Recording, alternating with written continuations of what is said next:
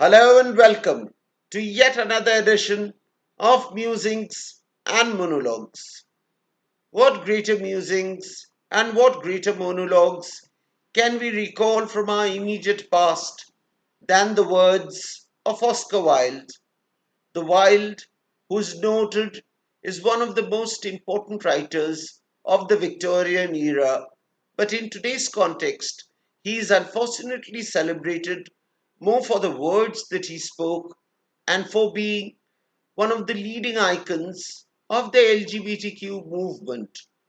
Wilde, on one hand, wore his sexuality on his sleeve, and on the other was the amazing raconteur who could dazzle audiences all across the world by the sheer worth and weight of his wit and words. He is known as the ultimate man of epigrams, for he chose to cultivate his persona around the very epigrams that he pronounced regularly, starting from his lecture tour in America in his early 20s. When he landed in America, the first thing he said was, "I have nothing to declare but my talent." It was a talent that Oscar Wilde cultivated assiduously and tried to project the persona, his own persona, as the final work of art that he could reproduce with such fecundity and such felicity of purpose.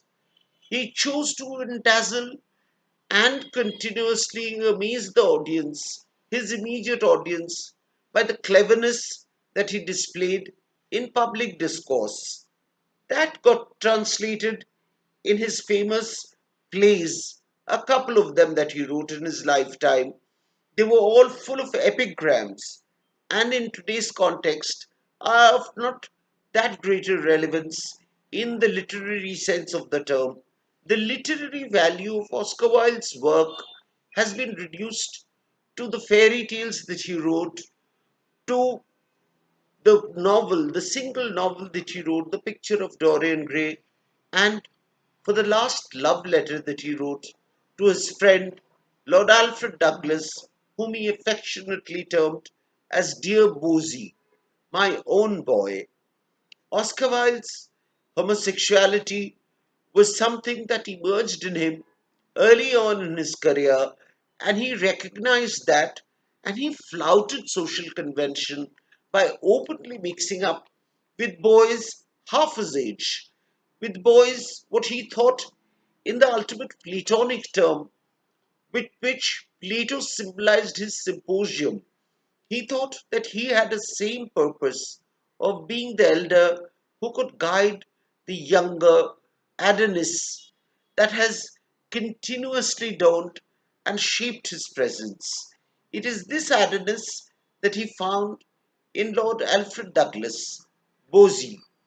Bosie was a person who was singularly selfish and somebody who could understand Wilde's weakness for him. Though, as later researchers have pointed out, they did not have a whale of a time as sexual lovers. Lovers they were, more in the true Platonic sense that he espoused so vehemently and even pronounced in the courts of law, where he was finally tried and finally convicted. That was the love he had for Bosie. Together, they went out to collect rent boys. In today's context, in today's homosexual context, we know that the world of the homosexuals are categorized into tops and bottoms. We are never sure what either Wilde or Bosie were, but it is supposed by the acts that they committed that they were both tops, essentially caught in an unsurmountable love story, a love story that engaged Wilde till his death, till his final years, through his conviction. His work that has remained most significantly is his last love letter to his friend Bosie, which is called De Profundis, or translated would mean from the depths.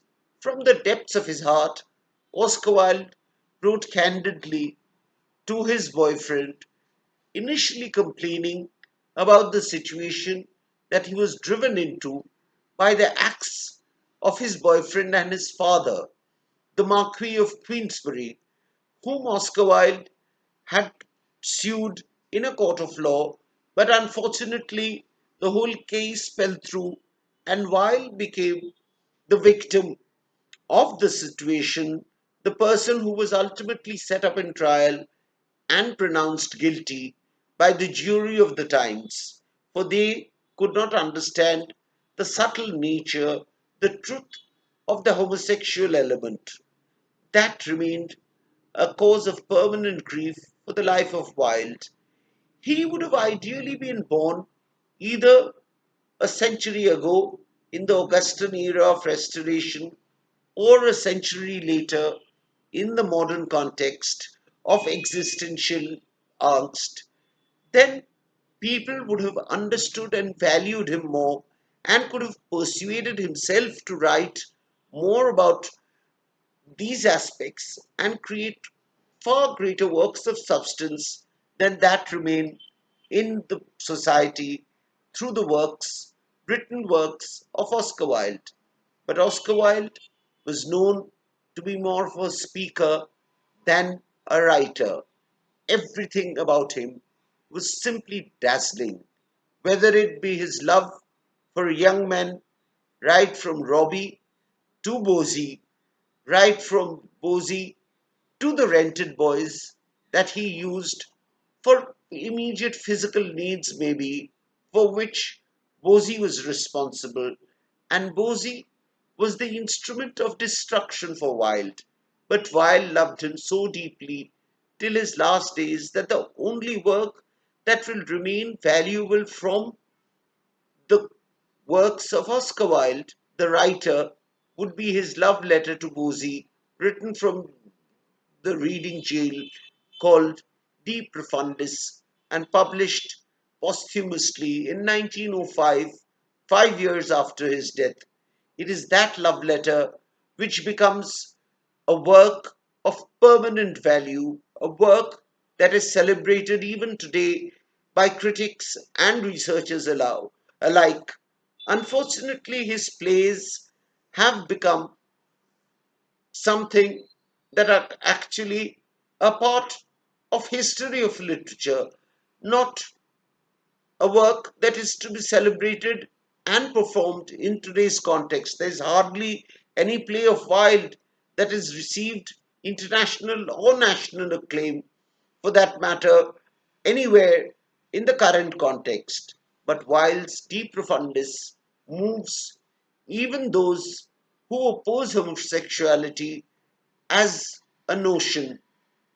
Yet, for everyone, that work, the work which is conceived and presented through much pain and suffering during his days in the reading jail, in his last years of his life, in the final period of his creativity, of his ecstasy, to be written in prose, after which Oscar Wilde produced no work of substance. His poems have been marginalized in the course of history, so have his plays, but his love, and the love that dare not speak its name, is still celebrated today and will be for generations and centuries to come. Oscar Wilde will remain one of those rare figures of the Victorian era who can actually overcome the circumstance in which they live and become relevant in our lives today and times today. What are your feelings about Wilde, the genius, about Wilde, the writer, about Wilde, the speaker? Please let us know by posting your comments, and we shall be enriched by your experience of Oscar Wilde. For us, Oscar Wilde still echoes with his last statement in his letter to Bosie, where he says, "You had come to me to learn the pleasures of life and art. But perhaps I am destined to give you something more significant, the meaning of sorrow and its beauty. Ever your friend, Oscar Wilde. He created the beauty through the sorrow that he faced right through his life, and especially more so in the last few years of his life. He found beauty blossoming in that world of sorrow. That is the rare achievement of Oscar Wilde. Thank you so much and have a splendid day.